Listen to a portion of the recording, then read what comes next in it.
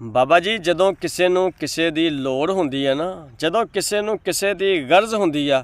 ਤੇ ਉਹਦੀ ਅਹਿਮੀਅਤ ਦਾ ਅੰਦਾਜ਼ਾ ਫਿਰ ਹੀ ਹੁੰਦਾ ਆ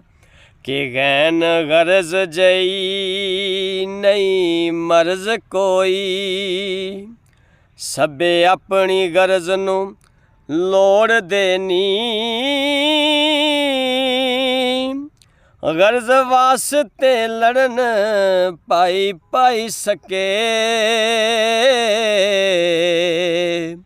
ਮਾਂ ਬਾਪ ਦਾ ਸਾਕ ਤਰੋੜ ਦੇਣੀ, ਤੇ ਗਰਜ਼ ਵਾਸਤੇ ਦੇਸੋਂ ਪਰਦੇਸ ਜਾਵਣ, ਉਹ बीवी ਬੱਚਿਆਂ ਦਾ ਸਾਥ ਵਿਛੋੜ ਦੇਣੀ, ਉਹ ਗਰਜ਼ ਪੈ ਜਾਂਦੀ ਜਦ ਹਾਕਮਾਂ ਨੂੰ,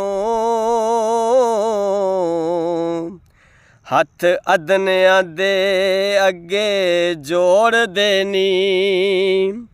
ਤੇ ਬਿਨਾਂ ਗਰਜ਼ਾਂ ਕੋਈ ਨਹੀਂ ਯਾਰ ਬਣਦਾ, ਸਾਰੇ ਆਪਣੀ ਗਰਜ਼ ਨੂੰ ਬੋੜ ਦੇਣੀ, ਹੋ ਕਾਲੀਦਾਸ ਕੰਗਾਲ ਦੇ ਕਰਨ ਤਰਲੇ, ਜਿਹੜੇ ਆਦਮੀ ਲੱਖ ਕਰੋੜ ਦੇਣੀ।